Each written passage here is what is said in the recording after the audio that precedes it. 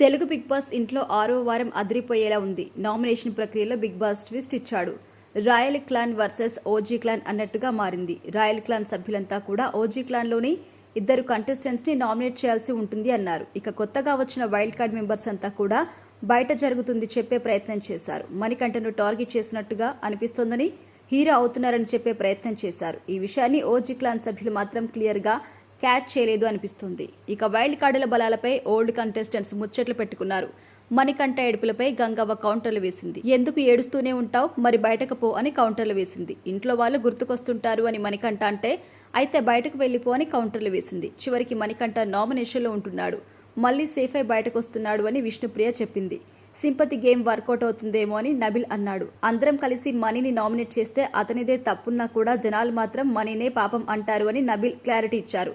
అవినాష్ తన నోటి దూలతో చివరికి డిష్ వాషెస్ చేయాల్సి వచ్చింది. మనీ, అవినాష్, హరితేజ కలిసి డిషెస్ క్లీన్ చేశారు. స్విమ్మింగ్ పూల్ పక్కన ఉన్న ప్రాపర్టీ డ్యామేజ్ అయింది. టేస్టీ తేజ కావాలని విరగొట్టారని అందరూ అభండాలు వేశారు. నేను రేపు స్విమ్మింగ్ పూల్లో స్నానం చేసి బికినీ వేసుకుని అక్కడ కూర్చుందామని అనుకున్నా అంటూ రోహిణి కామెడీ చేసింది. వామ్మో బిగ్ బాస్, నేను నిన్ను ఆపాలా అని కౌంటర్లు వేశాడు టేస్టీ తేజ. ఇక మనీ టాప్ 5కి వెళ్తాడు, మనమంతా ఆయన్ని టార్గెట్ చేసినట్టుగా బయటికి వెళ్ళిందని నబిల్, సీత ముచ్చట్లు పెట్టుకున్నారు. పేలవమైన ఆట, ఇంట్లో ఉండడానికి అనర్హులు అనుకునే వారిని నామినేట్ చేయమని రాయల్ క్లాన్ కి బిగ్ బాస్ చెప్పారు. దీంతో హరితేజ ముందు వచ్చి యష్మిని నామినేట్ చేసింది.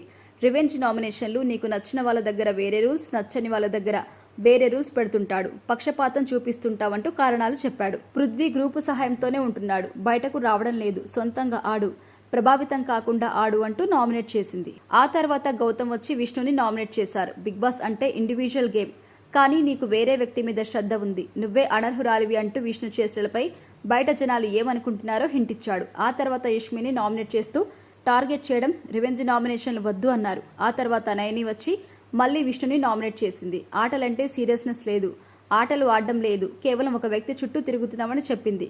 ఇక బిగ్ బాస్ ఇంటికి అలవాటు పడ్డానికి నాకు టైం పడుతుంది, నాకు నచ్చినప్పుడు టాస్క్లు ఆడుతా, చీఫ్ అవుతా, గెలవడానికే వచ్చా అని ప్రతిసారి అందరికీ చెబుతూ తిరగను అంటూ కౌంటర్లు వేసింది. కానీ విష్ణు మాత్రం తన గురించి ఆడియన్స్ ఏమనుకుంటున్నారో తెలుసుకునే స్థితిలో లేదు అనిపిస్తుంది. సీత క్రై బేబీలా ఉందని, ప్రతిదానికి ఏడుస్తుందని నామినేట్ చేసింది. ఆ తర్వాత మెహబూబ్ మళ్లీ వచ్చి సీతని నామినేట్ చేశారు. యాక్టివ్గా ఉండడం లేదు, రెస్పాన్స్ సరిగ్గా లేదు అన్నాడు. యష్మిని నామినేట్ చేస్తూ, మేం కొత్త వాళ్ళమని వీళ్ళకెందుకు వచ్చారు, మా అందరిని యాక్సెప్ట్ చేయడం లేదనిపిస్తుందంటూ కారణాలు చెప్పాడు. ఇక టేస్టీ తేజ వచ్చి అందరికీ కౌంటర్లు వేశాడు. ఉదయం పూట పాట వచ్చినప్పుడు కూడా ఎవ్వరూ డాన్సులు వేయడం లేదు అని పరువు తీశారు టేస్టీ తేజ.